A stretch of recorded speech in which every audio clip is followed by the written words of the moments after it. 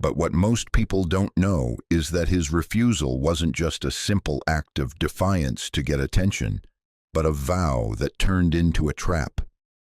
Because when you cross such a line in the army, you're not just punished, you're put to the test. And the real test isn't surviving without a weapon, but preserving your identity when everything around you is designed to break it. This is the story of Jacky Nator Recap, where we don't just tell a war story, we analyze the moment a human being breaks down or becomes unrecognizable. And in this case, the most dangerous battlefield isn't the front line, but the pressure that precedes it. When the medic shows up bruised in the barracks, it's immediately clear these injuries didn't come from training. They're the result of something more corrosive, a unit turning on its own. Leadership notices the damage and performs the usual routine, not because they care, but because order has to look intact on paper. The medic offers almost nothing back. Silence becomes his first defense. The deeper truth is simple. The night before, other soldiers beat him because he refused to carry a firearm. That single decision makes him an outsider overnight, and once a platoon decides someone is different, the cruelty becomes systematic.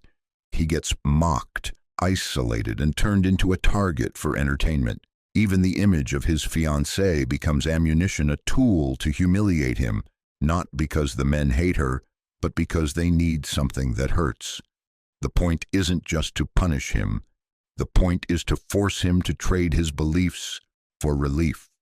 And the more he refuses, the more they tighten the circle. When he requests leave, it isn't treated as a normal request. It becomes leverage. That leave is supposed to be for his wedding, but the chain of command blocks it by turning a moral stance into a technical failure. He isn't rifle qualified. They demand he demonstrate handling a weapon, knowing he can't do it without betraying the core of who he is. So the choice becomes cruelly designed. Touch the rifle and regain your life, or refuse and lose everything. He refuses. That refusal triggers a predictable escalation: confinement, threats, and the legal machinery of the military. And this is where his internal world finally cracks open, not because he doubts his faith, but because the cost becomes personal. Missing his wedding isn't just a scheduling problem. It's the moment he realizes the institution is willing to burn his private life to prove a point. Shame hits hard, not because he's wrong, but because he's powerless to stop the consequences. Still, when the court pressure builds, he doesn't shift. He accepts the punishment rather than compromise the vow. His stance didn't appear out of nowhere. It was forged years earlier in two events that rewired how he sees violence. The first is childhood rough play with his brother that goes too far. One strike, 1 second. And suddenly the possibility of irreversible harm becomes real. He sees what almost happened and feels guilt that doesn't fade. That moment plants a principle. He never wants to be the reason another person's life is destroyed. The second event lives inside his home. His father returns from World War I, carrying a kind of damage the family can't name. So it manifests as alcohol, rage, and instability. The house becomes unpredictable. Violence becomes a possibility on ordinary nights. At one point, the medic nearly pulls a trigger during a confrontation, not out of hatred, but out of panic and desperation, and the realization terrifies him. His mother's intervention prevents disaster, but the lesson sticks. Once a gun enters the equation, everyone's humanity can disappear in a single heartbeat. He decides that if he ever holds one, he may become someone he cannot live with. Later, he discovers an identity that fits him, saving instead of taking. When he encounters a man bleeding heavily from a severed artery, he reacts with urgency and precision. He improvises a tourniquet, gets help, and pushes the man toward survival. In a crowded hospital surrounded by suffering, something clicks. This is where he belongs. It's also where he meets the nurse who becomes the emotional center of his future. That relationship offers him a normal life stability, purpose, a home that doesn't revolve around fear. Then the war pulls at him from every side. His brother appears in uniform, driven to serve. His parents resist, one out of faith, the other out of trauma and lived knowledge. Their home becomes a collision of fear, duty, pride, and grief. He chooses to enlist, but he frames it as a compromise with his own conscience. He won't be the man who takes life. He'll be the man who runs into danger to pull life back out. His fiancée accepts the plan, and they aim to marry during his first leave. Before he departs, she gives him a small Bible with her photograph, inside a private reminder of what he's trying to protect. Boot camp immediately punishes idealism. A clerical mistake places him in an infantry unit rather than the medical corps, and bureaucracy makes reassignment nearly impossible. The camp itself operates on humiliation and fear, as if stripping dignity is the first step to manufacturing obedience. He watches reckless behavior, violent training, and leadership that treats recruits like raw material. The sergeant rules through intimidation not because he enjoys it, but because this is the culture. Break men down, then rebuild them into something that follows orders without hesitation. When weapons training begins, his refusal becomes public. Everyone else moves toward rifles instinctively because that's how you survive socially. He stays still. That silence is interpreted as defiance. Leadership responds with ridicule, then isolation, then punishment. He is assigned the heaviest, dirtiest work. The sergeant engineers collective punishment, flipping his bed, blaming hygiene, making the entire platoon suffer because resentment is a weapon. If the unit turns against him, the system doesn't have to. Then the violence becomes physical again. Soldiers attack him at night and vanish back into the group. In the morning, leadership understands what happened but offers him the easy exit. Leave voluntarily. This is the institution pretending to be merciful while quietly enforcing conformity. He refuses again. And then he does something that changes how the others see him. He refuses to expose the men who beat him. He claims it was an accident. That decision forces shame into the room. For the first time, some of the soldiers realize they weren't attacking a coward. They were attacking someone with a code they themselves don't have. When leave arrives, he is denied once more because of the rifle issue. The timing is brutal. It collides directly with his wedding. Authority frames the refusal as simple disobedience. But what's really happening is a forced identity swap. They want him to prove loyalty by violating conscience. He refuses, so the system escalates.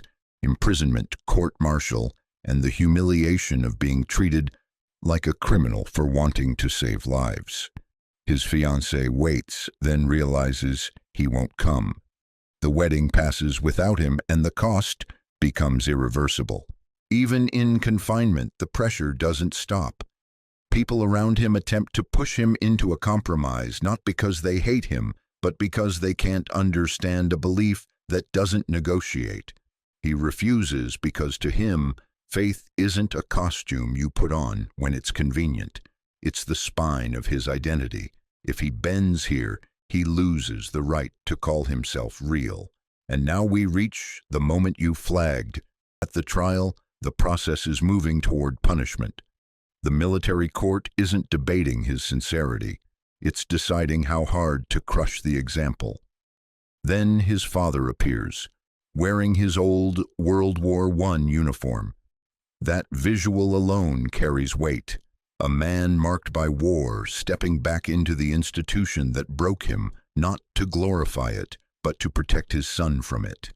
He presents a letter from a high-ranking authority confirming the medic's status as a conscientious objector and affirming that those rights are protected by law. The consequences are immediate and structural. The charges are withdrawn, the case is dismissed, and the institution is forced to accept a truth it tried to bury. He can serve without carrying a weapon. This isn't the system becoming kind. It's the system being cornered by its own rules.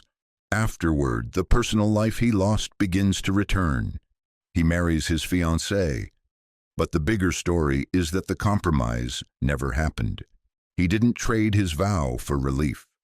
He endured until reality had to bend instead. Soon, the war catches up. In May 1945, his unit is deployed to Okinawa. At first, men joke because the mind protects itself with denial. Then they see trucks returning loaded with bodies and the mood collapses into silence. They are replacing a platoon that was erased. Medics are scarce. Survival is brutal arithmetic. They reach Hacksaw Ridge, a sheer cliff under bombardment. The climb itself feels like entering a mouth. Blood drips down from above, implying what waits at the top. When they reach the summit, there's a brief stillness, the kind that makes seasoned men afraid, and then chaos detonates. Gunfire, explosions, bodies torn apart, screams calling for medics. The battlefield doesn't care about vows. It only cares about speed. And this is where the medic's true transformation becomes undeniable. While others freeze or retreat, he runs forward because his role demands it. He treats catastrophic wounds. He improvises under fire. He drags men across open ground. He returns again and again because the volume of suffering is endless. When the order to withdraw finally comes, most soldiers retreat because that is the rational choice. He stays behind because rationality isn't his framework, obligation is. Alone on the ridge, he begins pulling the wounded toward the cliff edge. But getting them down becomes the new impossible problem. Then he finds a rope. The knot method, once mocked during training, becomes his tool of salvation. He anchors his own body, lowers one soldier, then goes back for another. Every cycle is a gamble. Each return into the open could be the one that ends him. And yet he continues not with adrenaline, but with a repetitive, almost ritual focus. Enemy forces push back in. He is forced to hide among bodies, crawl through trenches, and evade capture. Explosions threaten to swallow him. The rope tears his hands raw. Exhaustion is so deep his body begins to feel mechanical. And still he keeps searching. He keeps lowering men one by one. At moments, he does what few would do. He attempts to treat wounded enemies too, not because he's naive, but because his vow doesn't have exceptions when it's inconvenient. Eventually, he is wounded, but even that doesn't stop the pattern. The unit that once mocked him now depends on him, and the way they treat him changes permanently. He is no longer the outsider. He becomes the moral center of men who didn't realize they were starving for one. At the end of the battle, the numbers became legendary. 75 lives saved. A medal of honor, an acknowledgement that profoundly altered the perception of conscientious objectors. But the most significant aspect wasn't the medal itself, but the mechanism of change it represented. This man didn't become powerful by taking up arms. He became powerful by refusing them, and then, despite everything, by plunging headfirst into the same hell. And that is the real question this story raises, the one that haunts you and prevents you from finding peace. When the world demands that you betray yourself to fit in, how many times can you say no before you break? And what happens if you never break? For it wasn't on that ridge that he proved his courage. It was on that ridge that everyone else finally understood the price to be paid for preserving one's soul.